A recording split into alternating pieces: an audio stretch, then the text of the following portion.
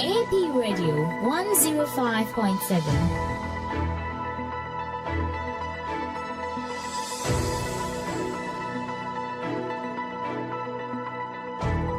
Action Power TV, the way of salvation.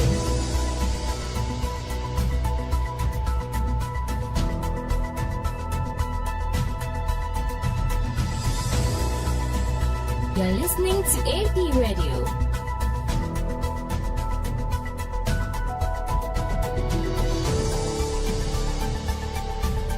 Action Power TV, the way of salvation.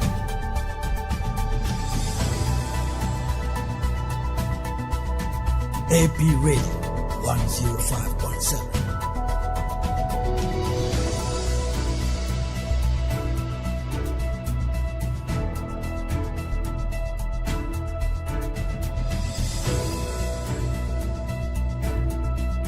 You're listening to AP Radio.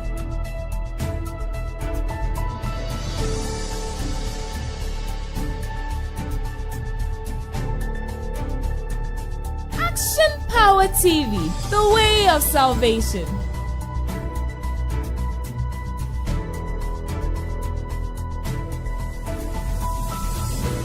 AP Radio 105.7.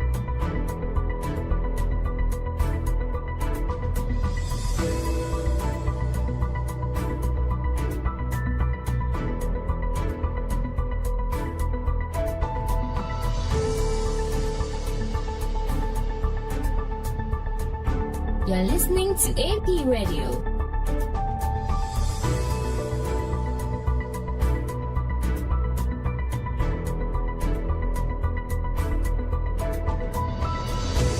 Action Power TV, the way of salvation.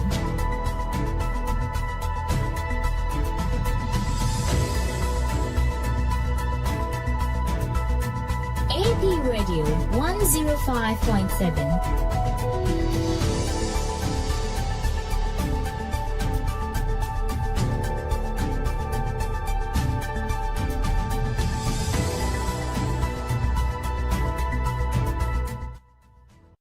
This program is sponsored by Kino Computers and Ella Rain Vesture.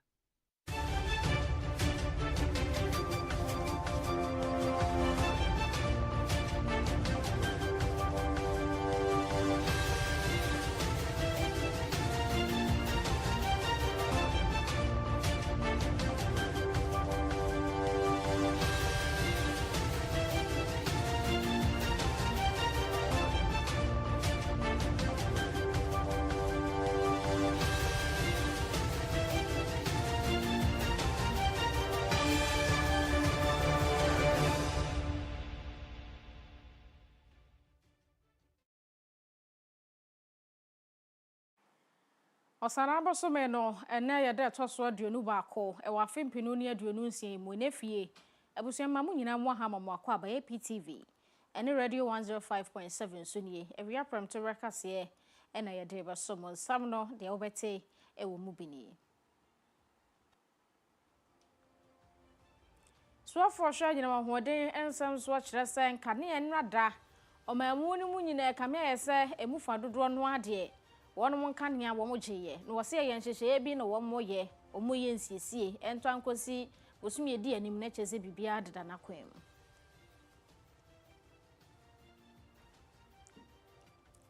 Saglami housing project no e mampani akoho na wo hwese na adwumade ni si kona na ni agye ho e ma wakyerɛ sɛ enche bi a wo mbetumi awie ne fa bi ama songa na de hye Amansia West Assembly no so aso nipa asabechimato amu nipa dua ho be duoson enum 75 ebi eye niema bi amude be adwuma bi nso eye sika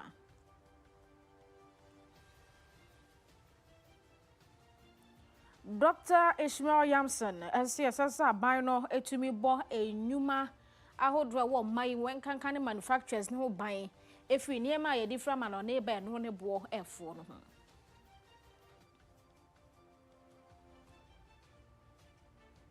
ye ne afoforo bi eka ho ne de so bo se we aprom to rekase ensemo ebayi ene dodo no ana yakuchire dia kogu news.apmediagh.com osabe kan your online stories ni Facebook APTV online, YouTube APTVGH, TikTok, Instagram and X and Tintin ni APmedia_GH. We are your boss lady Afia Kyem Agyemang na me so more kase ni Kyem.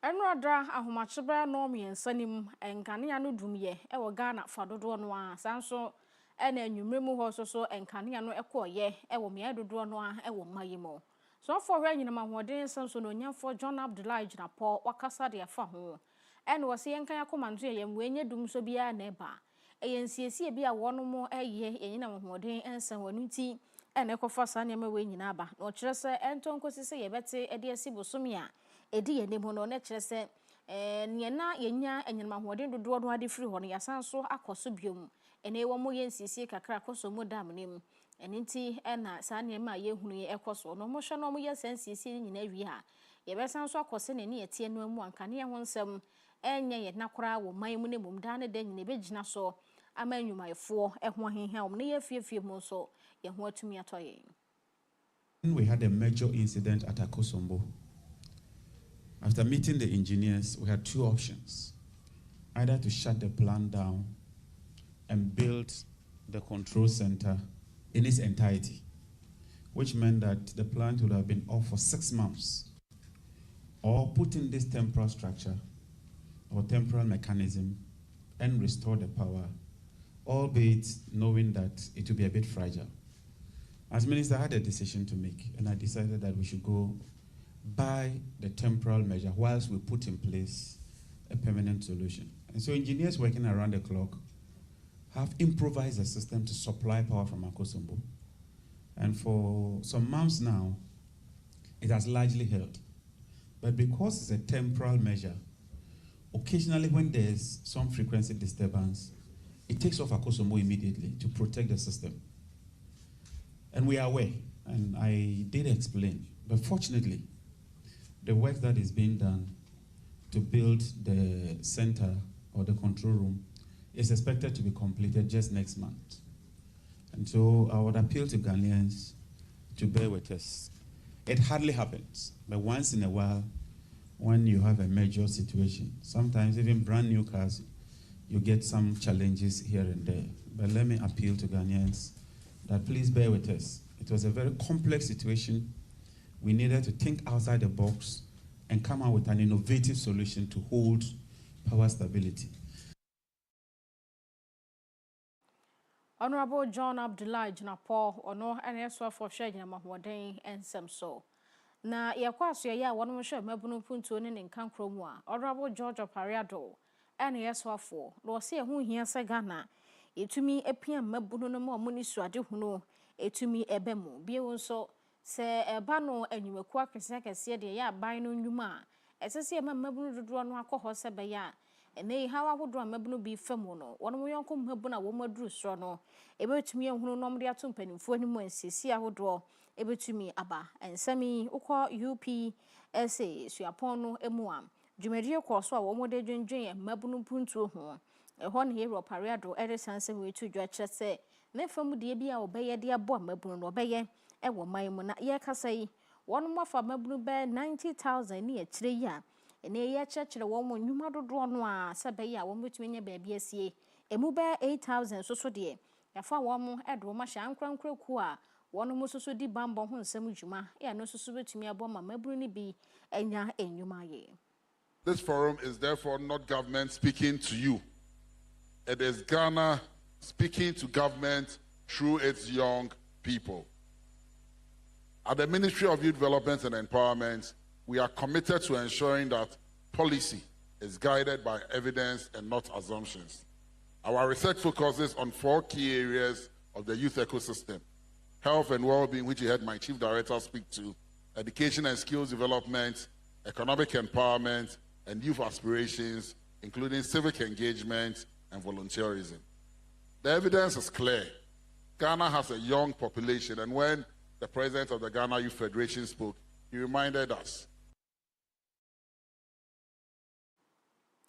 We no for Georgia Pariado, so for share a mebrumpunto in Can Cross Odono. Yako University of Gold Coast. 2026 graduation, Jumedia no Ashisha so. Now so moto Musa Professor P.K. Richardson on a governing council chair at the Ma University. Na wakachira wono mu a ewia tiase monten so se wo mkokora mu diemo wono mu emfa ho brase enkoye adwuma se de sese wo ya fa nim dia wo mabenya ewo University of Gold Coast hono mu fa ho bo mayimpuntuo ne nkankro ne nchechiriye no wase so obi ewie school ampempinu aya no onim se ye hawa ye wono mayimu bia sese wo mba no mo ba hwe na yetimi enya anonso an wase nya sa netie obi a wawie suapon no enso wo ne me sese okokosua okona ade no woye na ebro so anya abotre busansam ne yenkyire wo mu na sua bibi enye suapon mu nko na obehu ne manyina oba abonten so wone e kyire wo e ka ne wakonya wo school mu ho enti abotre no ntobwase no kwaredie ene obi okura ne mudie mu ene obetumi aba abonten abenya baabi pagina e wo nwuma ahodo ne ebuso e wo school no echi. You can have a certificate and still not deliver, because it's more than the certificate, it's attitude, the determination to make a difference, the determination to work hard, make a contribution, and so forth and so on, is the extra. The certificate just opens the door for you to get in. And at the interview, we want you to convince us, those doing the interview, that apart from the certificate, you can actually deliver results. That's what the companies are looking for. University of Gold Coast, one more governing council chair, and no. Professor P.K. Richardson na wakachira wonu mu ewie school ba bonten se adwuma no na for momo mehwese on wetumi age no maye ne yie se be mbenya ba bia gina ewo omayimo ye ko ni partner yimo ensem.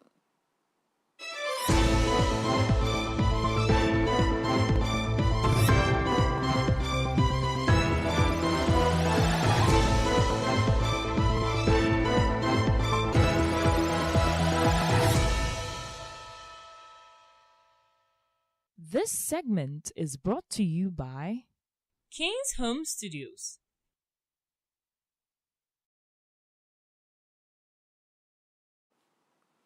Saglami affordable housing projects projects bi omo person omo de hwe na wonu musisi adan Ghana de hye betumi nya bia henhan ne atobie wa abofo so chen de wo monten so dada no the mampani His Excellency John Dramani Mahama konsera hwe ewo project yi ho amakwa akohu se we baby a won maye adwuma na duru ne de nyame ya adom 2027 March bosom yenim ebe a hanson 700 units de omo betumi awie e ma omadan mu e de ama Ghana de hye na first phase no 1500 units e no wo mo ye e ne mampani kire March 2027 no mawie mu 700 na eho 800 ebe ka no so ento ankosi December e wa fie di enim no wonu betumi awie no so aka wona fe dia kanyina wo mo aye ato aso sanse project na wo mo ye no 5000 units no wo mo ye nti phase 1 no e na 4500 ye mampani duru no abo contractors na boso e wa adwuma son a wo no mo ye sika dodo no no mgusu edi hyemu sebe ya na mampani kan wa fie di enim March no wo mo betumi awie a Ghana de hye bi betumi akohenhan be na bi nso so ompeso omutobie no wo metumi ato no abofo so ne mampani kan se ene wamu a estate developers ni ade no musisi omo dan ni wi a no mo de ma e wa America dollars mu anaso mo de ma amahudo bi sikam na we no wo beje wo Ghana cedis mu se be ya ye bebo ama ye cedi no so eho atumi ayedin. You can see the beautiful montage behind me. This is how it's going to look when you come back at the end of next year. As the developer said, 700 units by March next year we'll be able to commission, and another 1,000, actually total of 1,500 by end of next year, by December next year. This was a vision that was started by Professor Atamils, and I came and continued it. Unfortunately, when government changed hands, there were some issues, legal issues, And the new government said they wanted to investigate. And so, in the meantime, the project stalled. Now, the unfortunate thing that happened was, looters came in and stole everything, the cables, the wash basins, the baths, all the fittings, electricals, bulbs. They even took the telecom cables from underground and pulled them away and took them. And so it just left an empty shell. And eventually, the governments agreed that the private sector should partner to finish it, and LMI were choosing to do it. You can see what it's going to look like when this place is finished. It's going to be a very conducive housing estate for occupation. Baby, a Ghana this year, Benya Edward Mutia tour, a bino, Nadia, and ni, a was one as Nini Kuhupa, Tia Mampany, His Excellency John Dramani Mahama, and Wakos Agyemang. Housing projects no akɔhwɛ sɛdeɛ nneɛma esi ɛkorɔ na yɛkɔ Madina MP wɔ hɔ ɛyɛ Honorable Francis Xavier soso na wɔkyerɛ sɛ hɔmɔ hɔ afahyɛ no ɛbɛkɔ so na afi deɛ no sɛnea afi bia ɔyɛ no ɛbɛkɔ so fato no ho so sɛ ɔbɛboa nipa sɛbe wɔn mu hia ɛmoa ɛwɔ man mu nkankan wɔn mu mfi nhyia no kɔ anim ne wɔn mu a sɛbe wɔn da yare ɛmpa so ne sɛnti emwa no ye bi wo fie no de bi nso akwa ya sabia oboa wo mo sika mu akade ne niam bi anipa hi a ebetumi aboa na sesen mama na koyie Yera Xavier so kire se we no afi bia sanse wo yenti afi 2026 die yi e no de ahyehye so a wo boa nipa ebetumi ahia wo mo na wo hwe yevra yi ne dwumadi a wo die ne office no a won mo sanso atete job centers a emma nipa bi mu nnwuma enkanka ne mmabu na wo mo wo ne mpesua no so no wo se wonu mu bu nkonta no nipa be 15,000 ne akire e no ma bo mu apomuden mu enwomasua mu scholarship ahodo ya wonu mu gusua ebo nipa dodo e wo ne mansi ni mu no ohwe ni mu se bedu ba bi no na niema ekoyie e de ma ne mansi mu adehye a na komato ade se obetumi abo nipa dodo no a akwa akire. There are people who are not well. Some are in hospitals. Some are in their homes, but they are not well, and they also need to be reached out to. So we take the advantage of the season and the opportunity to reach out to them. So this week is going to be the social compassion outreach, and that's what we are doing, sharing all these items. Wey ayora Francis Xavier Sosu wono ena yem rashibedwani de Madina abato empeswa no na yankwa Amansia West District ni assembly no abwa nipa eduoson enum 75 a womo ye nipa sebedem die ewo womo enipa edua ne ho na eyesika ena fa akade bi te se de yede eye popcorn ni bi na fufu machine ene niam bi ekeka ho a ebetumi aboa womo na enipa no waye wadwen se obaye obu ha na wadi kan sua bibia wie a wo hia se ema na machine ode be hyase ni nyina no assembly ni busa de obi a pe na waye ama no bon so busa sika no de akwa kwahye na djuma wo ho dadane mu ne senti assembly na ye wo mofomu de se de aban no ehye wo mo no na Honorable Prince Manu Morris na chese ela ma ho fama a ndisi aban ewo edema safo yinti ene nei wo hwe mu ananka common fund no ha mu nchemu miensa 3% ene edema PWDs no nanso nei emu ha mu nchemu num 5% ene yapagya mu akwa kodura wo se ya de a ehu hia se wono mu sotumi ye wo mafamu de na de nipa esese ebo wo mu hia bi a wo mototo edema wo mu nti nipa duasun numi wo mu na aduru wo mo so assembly no ayede ama wo mo His Excellency John Dramani Mahama ewo sebi ni so ade hu na ode disability fund ebae yenim se na wo hodada de but ni so ade hu mu no eba na 3% but watum e de 5%. And then the local government DACF no so ba assemblies over 80% ni nyina ba assembly ase enu mu na ama yenya disability fund ya ye de hwe enu no. The last session I chair no yema nipa 64 and ye hwe nipa over 75 sabi yema a big fridge, a big popcorn machine, fufu pounding machines, and then sabi cash, in cash. Obi oha sabi, here just just 1,000 Ghana cedis. Edi atu bidi anasi nsuai de atom. Inti nini nemu ye febi niche assessment. Ye kubi aho bako ihu nipa ne domu here. Ena ya hwa ye yubi akuma so de amano. Na yitimpu nyana se sabi nipa no omuda da sitine mo no omunsai de ebe ko ma no. Mini ana ahomete sem se obi a sɛ bi ɔdi dɛm no oni ahoɔden sɛ me no mi no a yɛbɛtumi akɔ aba no sɛ bi ɔmo deɛ yɛn na ama ɔmo dada system no ɔmo ayɛ den kakra yɛ de ama ɔmo ɛno nti na his excellence ɛni so ade hu no ɔsi yɛn fa ade yi kakra enim sɛ nyɛ adeɛ a yɛbɛtumi ɛsi ɔmo ha nyinaa yɛ de ano but at least yɛbɛtumi asosɔsosɔ ɔmo ha ano kakra yɛ de ama ɔmo yɛte afi ɔmo ha ne sɛ mostly ebi bɛgye nneɛma na sɛbi fridge ɔde akosi ne dɛm ɛno mu na sɛ ɔkora nsuo ano ɛnyɛ etiri mu kɔ no sɛ fridge yɛde ma ɔde nsuo gum anom na yɛyɛ de yɛhwɛ na emom sɛ de bɛyɛ a wobɛtumi de adane n'ani ebi nsuo bi na ade bɛtɔn abele bi anaasɛ ice cream bi kɔ na bɛtumi akyerɛ de ahyɛ mu sɛ de bɛyɛ nipa ne dada setene mu no ɔno nsa ne nsa bɛtumi ayɛ de akɔ ne nsa no na deɛ ana mpempi yɛhu ne sɛ obi wɔ hɔ a ogye ade na akɔ akɔtɔn nti na assembly no yɛayɛ adwene sɛ obi bia ɔgye biara no efiri nnɛ ekusi the next 2 years yɛbɛ monitor nipa na ehu sɛ ade na ɛde ma no ampa ɔde di dwuma a ɛsɛ sɛ ɔde ɔdi sɛ wɔamfa saa kwan no so assembly no yɛn hyɛ ayɛkyɛ no sɛ yɛbɛgye ade no afiri ne nsɛm na de ohia a ɔbɛtumi de adi dwuma no de ade no ayɛ de ama saa nipa no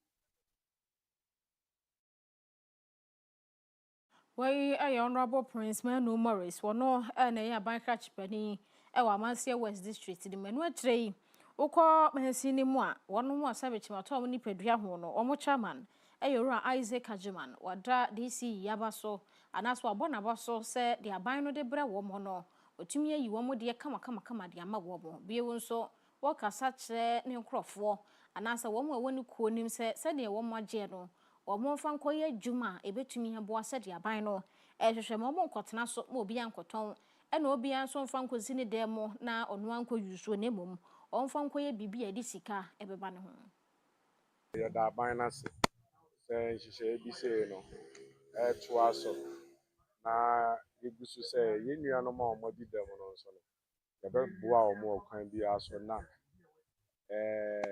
yɛmmɛtena atena kwan ho anaa yɛnyɛ nneɛma bi a ɛnsɛ na ɛfata nti yɛda aban na se nhyehyɛ sei no ɔtoa so deɛ mɛka nso biom no sɛ yɛn nuanom a yɛdi dɛm no ɔsɛ yɛyɛ nkuranhyɛ bi ma yɛ sɛ wɔadi dɛm a ne nkyerɛ sɛ ɛno ano no sɛ aban no hu sɛ ɔwɔ sɛ ɔboa yɛn na yɛn nso yɛtumi boa yɛn ho sɛdeɛ ɛbɛyɛ a ɛnam ɛkwan bi so no yɛnkɔyɛ ɔsrɛsrɛfo anaasɛ yɛnkɔtratra nkyɛn kwan nkyɛn no yɛnkɔ srɛsrɛ adeɛ nti mehyɛ obiara nkuran sɛ mpo ɛnɛ ne wanya bi a nhyehyɛe na ɔyɛgu so nim sɛ mmerɛpa mu no wɔn nipa korɔ no nso wɔn nsa bɛka bi na dwumadie bi a sɛ sɛ wodidi no wotumi nso wotumi di adi na wabɛyɛ independent wabla a wɔnkɔ depend wɔ obi so ate asɛ me a meka sɛ medi dɛm no bi nso nyame adom makɔ sukuu a meyɛ m'adwuma a mendepend wɔ obiara so yɛ a me ankasa koraa na mewɔ nkɔfoɔ mo yɛ adwuma ma me nti ɛno nyinaa di adanseɛ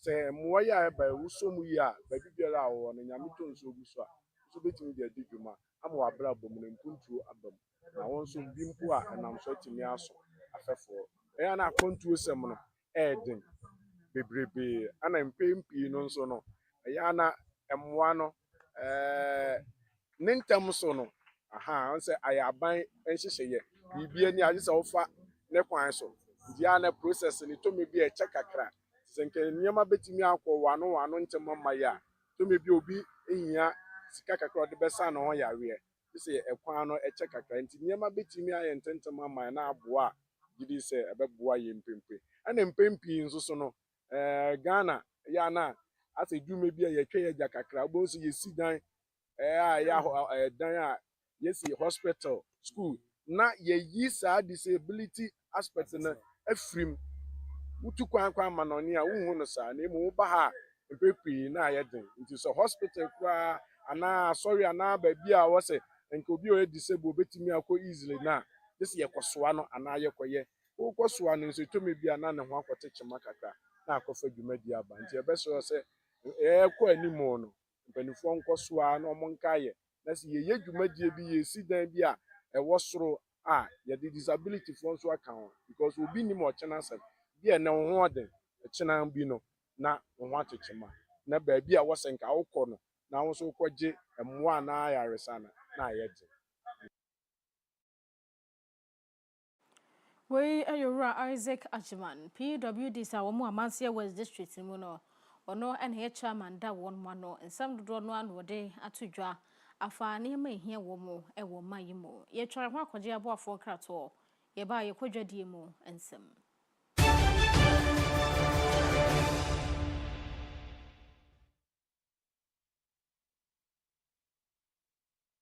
This is what many wireless networks look like. But hey, this is what they actually look like. Introducing Kenny Rose Wireless. Switch to Kenny Rose Wireless and enjoy streaming without buffering, communication with no lagging, business without restrictions, and achievements with no limits. Get connected today. For enquiry, sales, and support, contact us on 020-8282-810. Visit our website on www.kennyrosewireless.com. Kenny Rose Wireless, internet made easy. Introducing the Smiling Shack Outdoor Solar Camping Light. A new modern way of lighting up your world.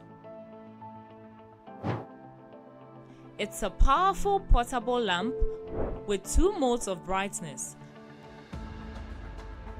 a strobe light as well as a flashlight. You can power it through solar charging or Type-C charging. With a built-in high-capacity lithium battery, you can also use it as a power bank to charge up your mobile phone through USB. To purchase one, contact 055 051 5323 or 053 520 3534.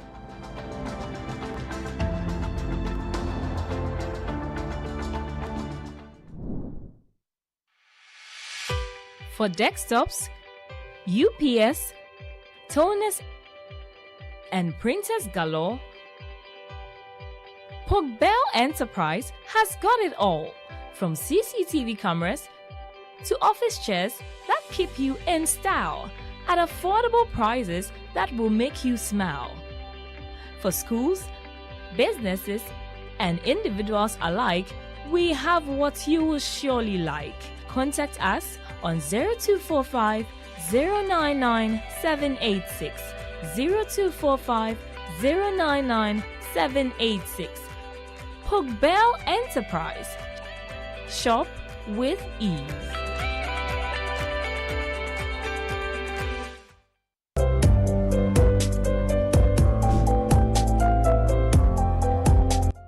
Ɛyɛ nokwasɛm sɛ adwumasua yɛ ade a sɛ wo nsa ka a obiara ntumi ngye mfiri wo nsɛm. Ɛno nti ɛnɛ yi sɛ wopɛ sɛ wotu kwan kɔ amanɔne anaa wotena ɔman Ghana mu ɛyɛ adwuma nya sika gu bɔtɔm deɛ a mekamfo St. Augustine Heavy Machine Training Center de ama wo. Kɔ na ɔmfa na wɔtwe mmienu pɛ ɛnkyerɛ wo caterpillar, piloda, ɛne forklift a ɛboɔ no ɛwɔ fam koraa. Yɛwɔ Kumasi Asukwa, yɛne Asukwa Police Station no ɛne di nhwɛne mu yɛsan so bɛn Asukwa Children's Hospital. Tafua Akoko Spares Junction wa wobɛtumi afrɛ St. Augustine Heavy Machine Training Center 0243860810. St. Augustine Heavy Machine Training Center. We are your last stop.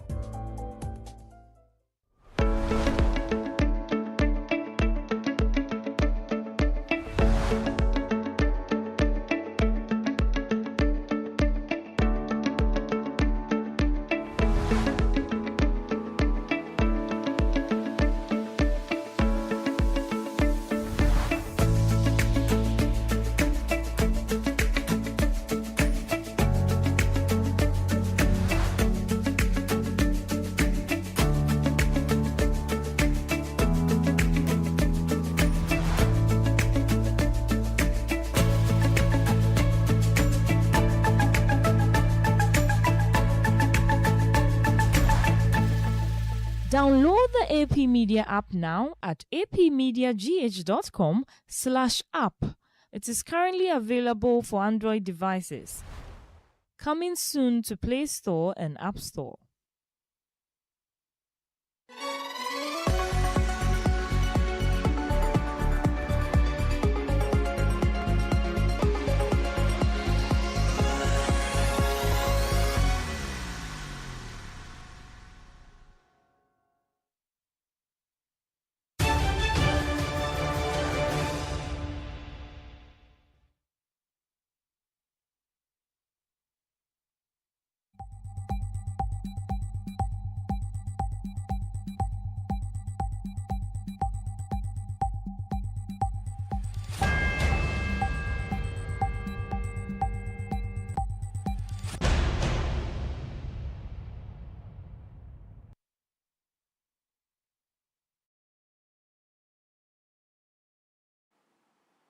Aboafobia wo so yasen ma e de awia from tuberculosis so mo krato na yakoje na yetoa so ye dwadie mu ensemu a APTV ne radio 105.7 so Bank of Ghana penimpa Dr. Johnson Esiama ate non-interest financial advisory council na saa kuyi woromo ba behwe ayentoto ye de afa bosia bo a ensi ho na ho esanse ntwe ye bia na Yera Johnson Esiama woromo ehwe ahye saa bosia boyi mokina sebe ebetumi abo anwuma hodo a ewo omayimo esanse ensi hu bia na ho na we soso ka bia ne ho ebeba ewo nipa no a ono kwa akwaje bosia no na fei wono sika krabia nso a wo ma saa bosia ne bi sanse enhyehyeye ene niema bi eka ho a ebetumi abo ama afa nu ne nyina wo bia nya so emfa so na saa council ya Yera Johnson Esiama atie wo se wono maba behwa bebiem wo mo be man hu se Ghana fo dodo no abetumi de wo mo ho ahye bosia bo a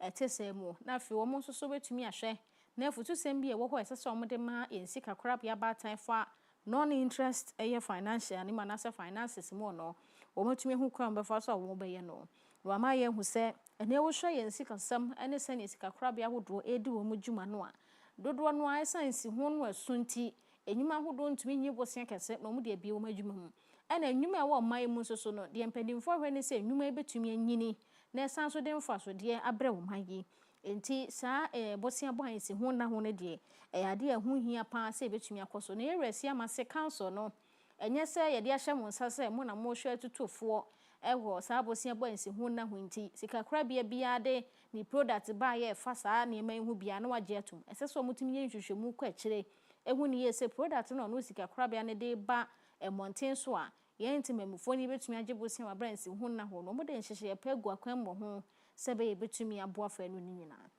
Must apply the necessary standards. Products should not be accepted merely because they carry a non-interest label. Their structure, their risks, their costs, of course, their obligations, these have to be transparent and capable of being understood by customers.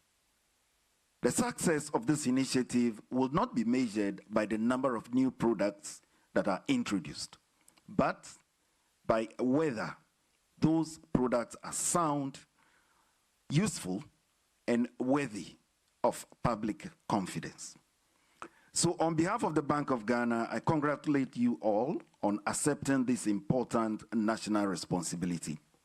I am confident that your collective expertise and commitment will support the orderly development of non-interest finance in Ghana.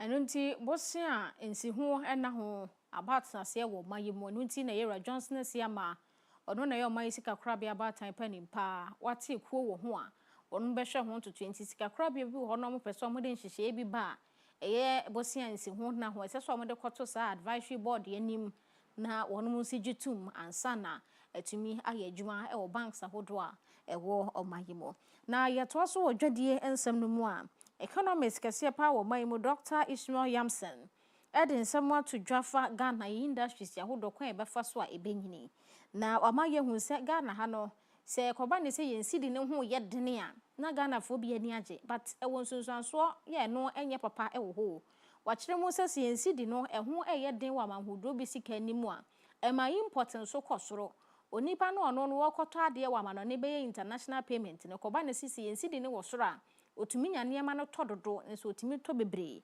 e ba oman sanso so ene ye tax ho nsem nso wo fom a eno nso so emwa ko eye port ahodo a eniema ye de free nkrofo ama so eba no ekoba ne se ye duty ye de toto so no wo fom a sa ne nipa ne betumi akra dodo de aba ye so ye pesa niema ye de free ye man mu akode ye kana export no eno mom na endo so enchen import ena import no so ba bebre no eba sa na nwuma e wo oman yi mu so so ntimi mpagya esanse obi wo hanom ono odua mo na achese wo mo aye ne kama na obi nso so akwa mo de free nkofo ma so aba ono akwa to no yensi de ne ho oden chen ho sika no nti watimi ato bebre odi bedru port nso so a sika wotu ekuma bi nti watimi de dodo ba ya odi abegu system ne bo no so afo nti nkofo beto anumom agade ye no man yi mo no ne senti ne ye wura kire sei eba no yensi de no se ne yesi pagya kwosoro no a esesa aban tumi hwa ho asem no na afen so eba no duty sem nso a ɛno nso timi hwɛ hwasɛm esan sɛ ɛsɛ sɛ bibia timi gyina ntamo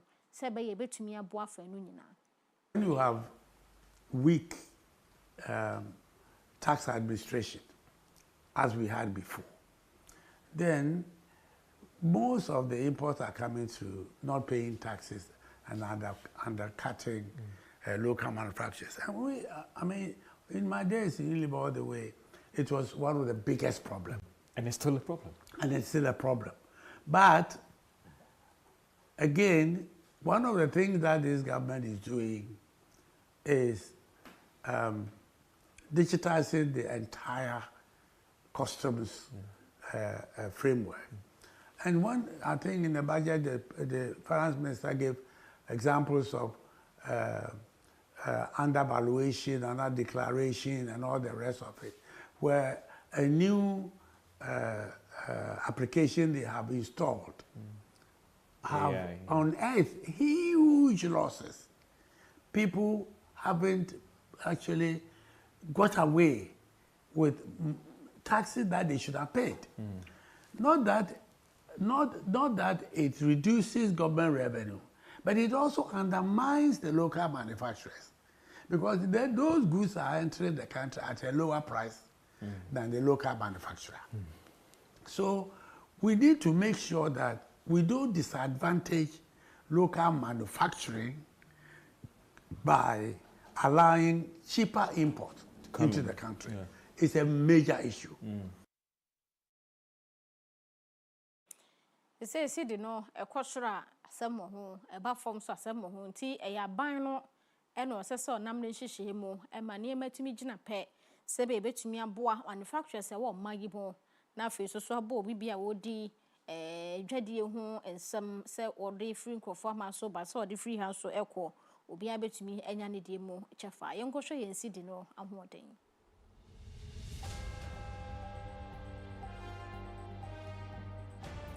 An American dollar no sa at the Abba cedis 11 cedis 9 pesos. Sanso and upper sell with the cedis. Equaje dollar nibino. 11 cedis 10 pesos. Affair was a san euro at the Abba cedis 12 cedis 95 pesos. Upper sell with the cedis equator euro na and no 12 cedis 96 pesos. Yes, a san pound at the Abba cedis 15 cedis 12 pesos. Upper sell with the cedis. Equaje pound nibia and no and 15 cedis 13 pesos. In city no na ho den e wa ma ho bi esika e ye kwa godie mu ense.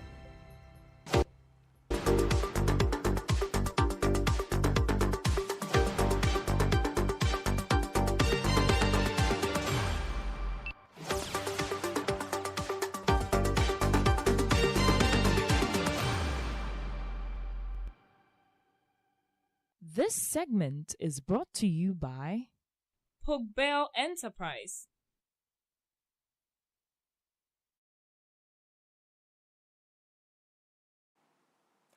Samuel Keye boy crowd dia gudie mu nsem ebre Samuel mo akwaba be just me aba e ba cho ho ye de e jana do me ho ye na so e ya ko pandom sure shirt ne ball pa atase edem we free hin tailor to pack cash to pack in salon to pack there ono o he okra onu nya so su we want to me and one said them about so come and was me office me dey be fata wa bro to pack America ukodumu a abofro onya 2 years kra we also wait till na friend to pack edum obi abechiro till ba ko penny friend to pack atade ne bo e bo me ne age ho my abrante my abrante ne ai gentle and me petty ami ne mo ma ne to aso Matias here agudi mu sem dumi nuka se bona me dey to aso we di am jesu Samuel Keye boa se ni me nua ba Afia chem the boss lady introduction sa pepepe na esitie ene obetimi afrem aka Taylor to pack obetimi follow APTVGH Instagram, YouTube na TikTok APTV online and APTVGH ho ebim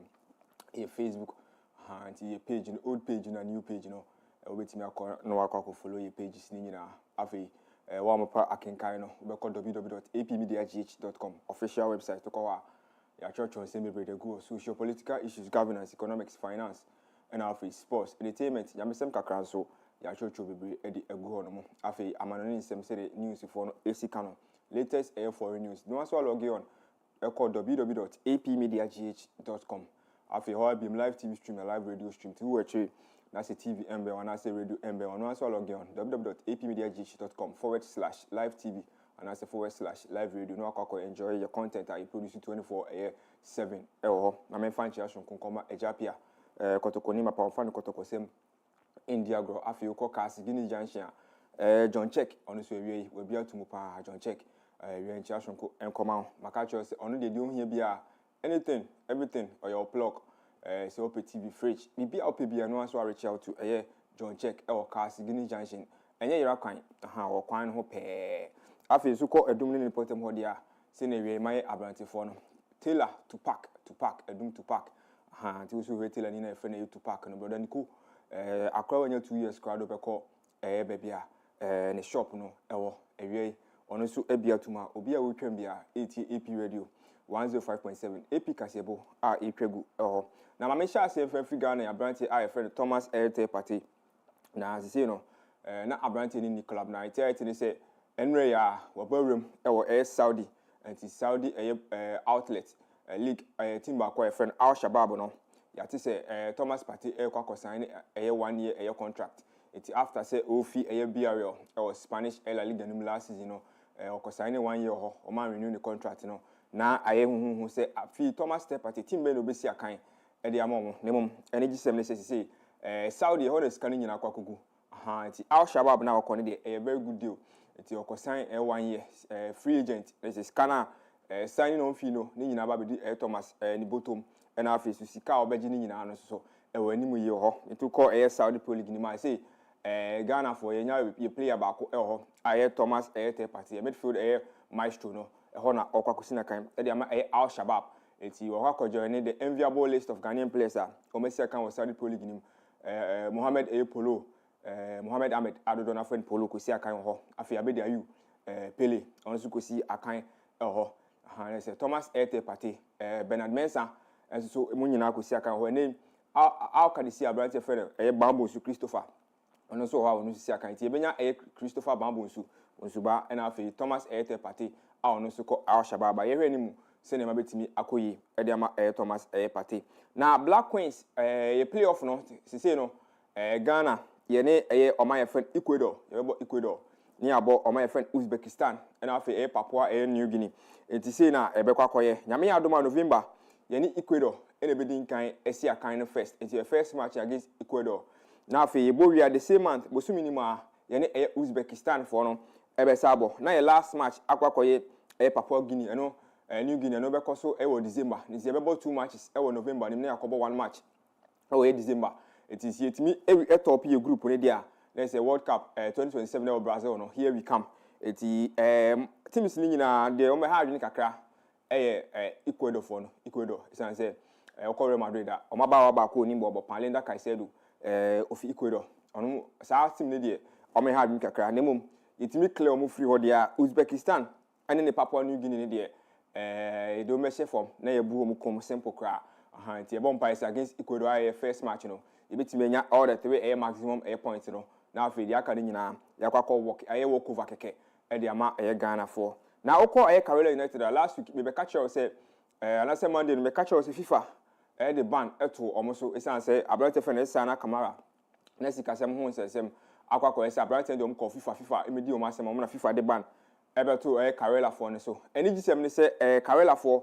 etimi akwakọ settle Abrante Fene Sana Kamara ama ne FIFA alifti ban no eti transfer ban na da Carolina for ne so no eni manimu ye ebeto obia na pa Carolina penny for honorable Haruna Idrisu eni omomaka Carolina no ometimi akwakọ tu esika na is FIFA ban no nti akoye die na say nyame adoma ochina na Ghana Premier League transfer window no eba na wiye na aka 3 days eti se Carolina for bitimi assign player no ma register players de abebo nyame adoma Ghana Premier League na ebekoso 2026 2027 eti eni gisem de ma Carolina United for ko tamalia omunyina ho no musi o makan eti ke ba be yare ho sem so muntumi sign ni mum empanifo no justice to it akwa settle kabia na ɛwɔ hɔ anom de abrante friend sana Kamara ama se do metimi assign player a register player aba bebo Ghana Premier League no eti kudos to Karela United na ukọ Ghana Premier League na se Ghana FA hɔ no ma enra na mpanifo de ehyebo bebreba eti ye behwe list no se ne Ghana Premier League no ebesi akọ sikasem ntutu a se ne mpanifo ehye mpanifo aye a omode bema Ghana Premier League any teams no enyina na se no mpanifo no chirema ye racket okweku chirema se no every club Ghana Premier League club bia no 18 teams no obi abenya 1 million Ghana cedis obi abenya 1 million Ghana cedis eno ne ye for clubs ni nyina ti obi obo bia abenya 1 million ena afi so de obeji Ghana Premier League no afi de no obenya 3 million na say Ghana cedis no 3 million ena Ghana Premier League winner no ebetimi akwakoji o here cash price le dia edoso bebre na ye bisa yeska we nyina wo ho ena na ye bre but utie clubs no so mo se 1 million na aba ne de ebebo mo na nya Ghana Premier League ni nko a Women's League eka ho Division 1 enso ebenya wo mo de afei coach of the year benya ne de je say awards bi o meye bia so perifo e de hu sika e de aba batudwa utimi se going for the say no sika ba Ghana Premier League ni mi yi pa enti ye se nyame adoma Ghana Premier League no embetumi akwakoye de yempe na sikasem na we di weka na we say esan se empanifo no e de sika na abade a na je yempe se yebeti kabia o bia o yempe se yebeti kabia se we di meka na we ntuai na sei dabi sei no enigi semaba na eno na uti Ghana Football Association vice president Owura Makado ninsem ni nyina ne se saa 1 million sika abai no ebi si Ghana bakwase muda eti Ghana football fans any Ghana football clubs no they have to be much grateful to papa friend Ket okweku we ninsem a vice president Edema Ghana Football Association Makado ka wasi sika no emu odupa ebi si wo Ghana bakwase muda and say clubs no omonye e wa supem na omonfa anigi ensom na omomema the best na Ghana Premier League yentimi compete with English Premier League no EPO no eti ye de nema betimi akọ but skaro de emuye enti ye sempen fo be use ni na yen kwoti complain along the way say we the player wake up players akobo so me yen say ntu omka ni sare mani na ha adwene ho na ma menwie ni sei ukọ Ronaldo the assist Morera dodo na Fred Ronaldo the assist Morera Ronaldinho one of the greatest footballers hu we are the name wanya emfinhia no eduanan insia 46 years of age now our retire 11 years ago na branch no retire man we senior academy Fluminense wo Brazil league ni na say no entirely say ukọ Italy club your friend Revena Calcio Revena how say Italy no football no mo friend Calcio it Revena Calcio e ho na e say no ni sika ehyem na Ronaldinho wanya 46 years he was say no or back to football to aba sign 6 months bi e di ama team na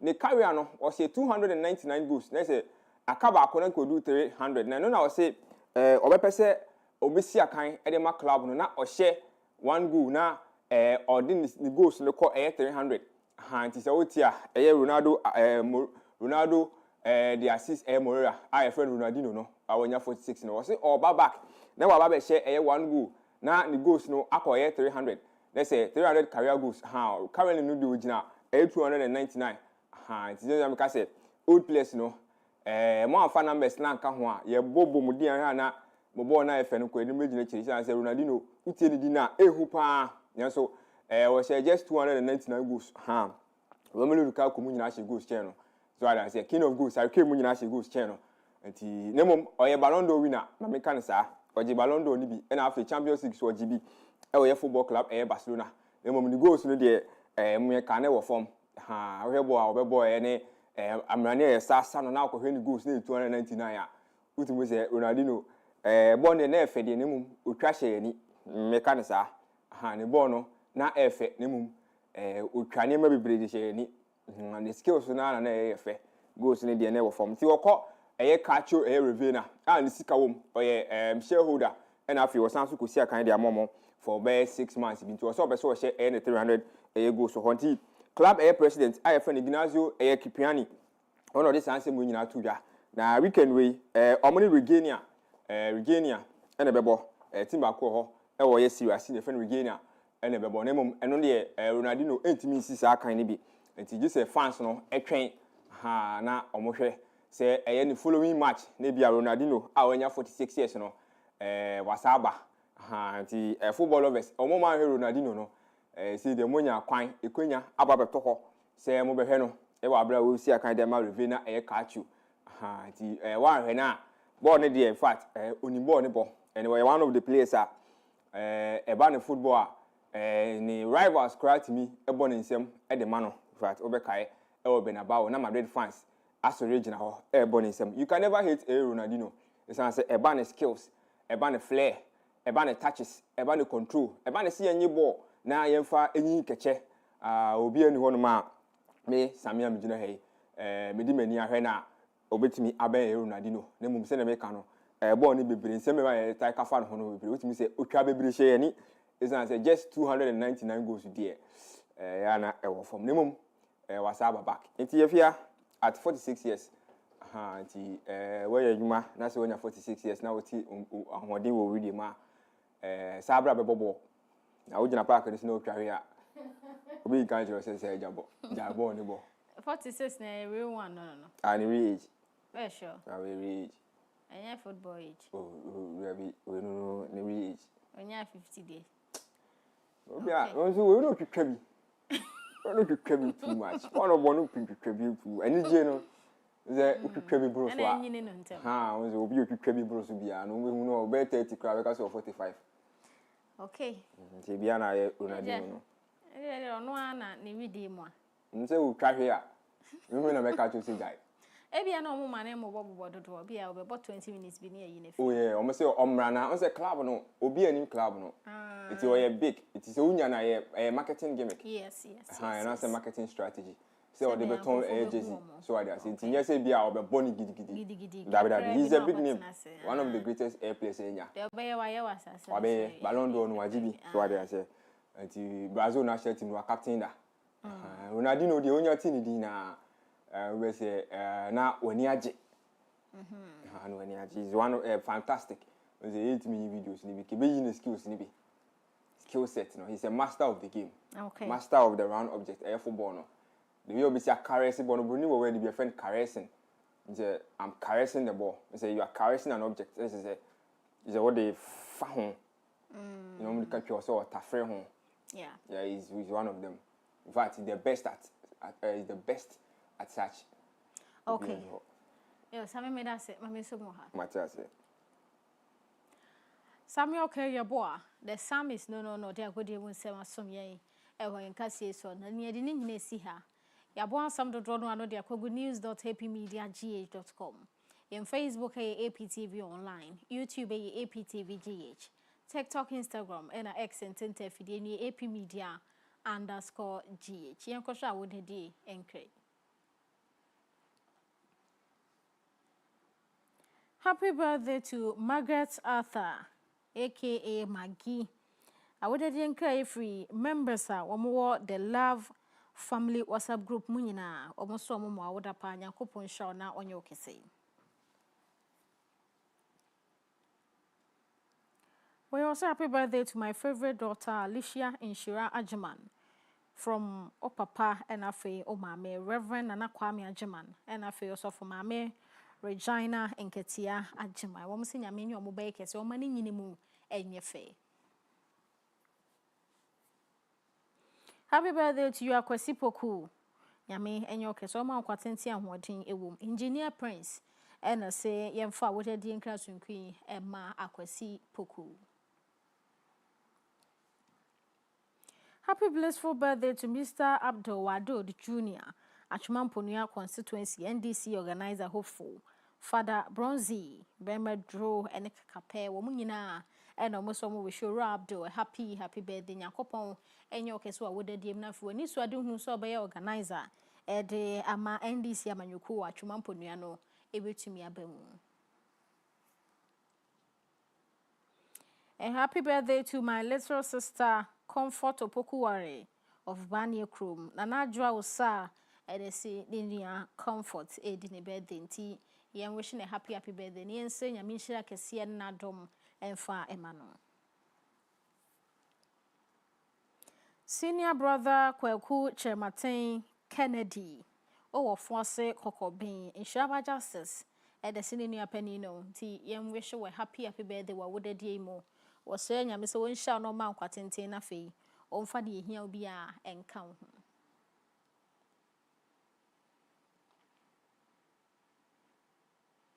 Boson for boss lady, Afia Kyem Agyemang and Becken can Cassier, a rear from to ready and Emma War. Now, make economy and son where she capable queen a bridge for AP Sports, Jumedia TV, na fe radio.